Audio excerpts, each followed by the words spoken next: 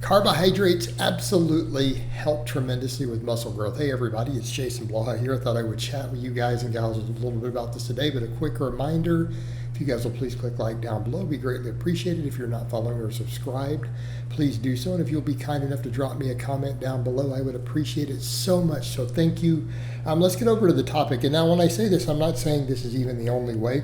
Simply going to point out the reality that carbohydrates absolutely create a very anabolic environment in the body. And again, so we talk about calories and muscle growth and needing at least maintenance calories and everything. Well, carbohydrates are calories, they're fuel. So you have to fill it with something. You've got to fill it with protein, fats, carbohydrates. And here's the issue. You can't just keep loading protein. So this is a misconception people have that, well, if you just eat tons and tons of protein, we can create, calorie surplus from that too, and it's so anabolic. Except that it doesn't cause more muscle growth, does it?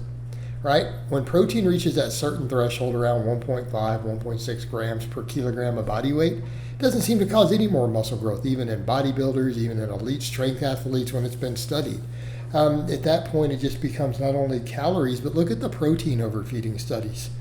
They lose weight. So when they try to take people and add an extra 200 grams of protein to people on high protein diets at maintenance, they start losing weight. They end up being in a small deficit. Now they still gain muscle. Don't get me wrong. They gain muscle in recomposition. But like my friend Alex Leaf did his graduate work in this with Dr. Antonio, worked with him on that. And that's what they found, so you can't just get those calories by just forcing hundreds and hundreds of grams of protein. You end up just losing weight. Now, it's a great way to cut if you have the budget for 400 grams of protein a day. Most people don't, not these days. But, and it's very unpalatable eventually. No one's wanting to eat that much chicken or that much protein shakes. So the thing is, that doesn't work. So then you really are left with getting calories, unless you're going to be in a deficit all the time, losing weight all the time. You've got to get them from carbs or fat. And so you have to look at it and go, what do carbohydrates bring to the table? They bring a lot. Number one, obvious training fuel, right? Obviously training fuel. Now, I'm going to say that we could absolutely make a case for really healthy fats with a heavy leaning towards PUFAs. We could absolutely do that and create an anabolic environment, but that's a completely different topic. Mainly due to their profound ability to create insulin sensitivity. So then the little bit of carbs you do eat, and then maybe the protein you eat, the insulin response from that, because protein has a robust insulin response, can work very well. Let's really talk about the merits of carbohydrates. Number one, right off the top of the bat, number one training fuel for all high output activity. Now, a lot of your cardio doesn't necessarily need it. You can burn fat, but it's our preferential fuel source. It's always going to be our go-to. All high-intensity cardio, all weightlifting, all resistance training only burns carbohydrates. If you do not have sufficient amounts, your gains will absolutely suffer because your training will suffer. And people say, well, can't we just make it from protein or whatever? You can, but then you need huge amounts of protein, and you have to have a lot of that for your brain. Some of your other functions require it. So again, it's going to be hard. Then you end up with less glycogen stores potentially. This can become problematic if you're chasing muscle fullness and all those things. And so this is something you have to think about with that. So without the carbohydrates, if you go kind of the other extreme, you still have to have enough for your training fuel any way you break it down. But so let's look at the other real merits. Number one, insulin itself. All right? Insulin, insanely anabolic. Insanely anabolic. We know this from the bodybuilding world because they take it. That's what created the mass monsters. So insulinogenic response of carbohydrates. It's critical for muscle growth. Okay? Critical for muscle growth. And the best way to get a larger insulin response is to eat carbohydrates. You're going to get a larger insulin response, better anabolism to muscle tissue. And as long as you're not insulin resistant, it's not going to contribute to fat gain at all. People forget this. Right, this is only for, it's not going to do this for people who are in shape. You might store some of the fat you eat, obviously, but you're not getting body fat from the insulin response to the carbohydrates.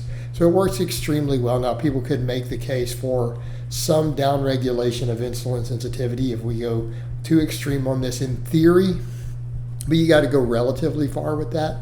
If you're down at maintenance calories, or slightly above though, and you're eating enormous amount of carbohydrate, you're hitting your bare minimums of fat and protein, it's not really occurring in that case. You've got to really be in a calorie surplus. Okay, you have to be in a calorie surplus for that to occur. So you have that. You also keep in mind it increases thyroid output. Not so much the creation of thyroid hormone, but the conversion of T4 into T3 keeps your metabolic rate humming along really nicely. And then the other big one, insulin response from the carbohydrate lowers SHBG, which therefore increases free testosterone. Hey, it's kind of a big deal. Kind of a big deal here, guys. You can't ignore that.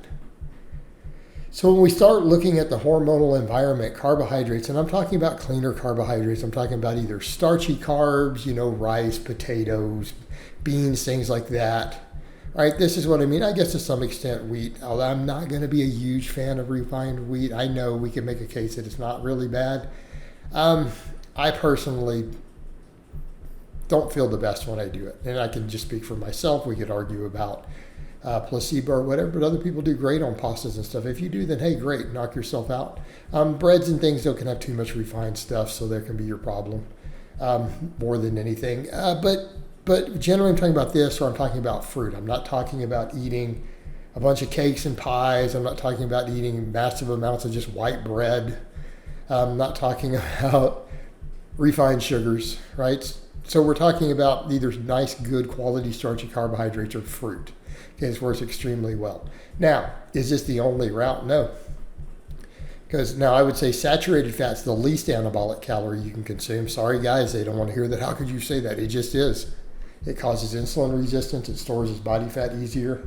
So we come over though, what about really healthy fats? Particularly PUFAs, to some extent, MUFAs, olive oil, avocado oil, or just the actual olives or avocados, even better. Or what about nut butters? Nuts, seeds, fatty fish, and we start getting at all our polyunsaturated fats. Those are also very anabolic. In fact, there's definitely research showing they can contribute to body recomposition in people, particularly older people.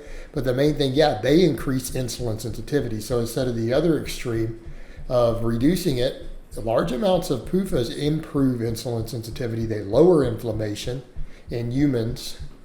So if you're looking to recover quicker, reduce inflammation, have really high insulin sensitivity, so the little bit of carbohydrate you do eat, and then your protein can be extremely anabolic, that route also actually works really, really well. So I would come to it and say really your best two approaches, so which you need to be getting your calories from to gain as much muscle as possible, would be carbohydrate or really healthy mostly polyunsaturated fats, but to some extent monounsaturated.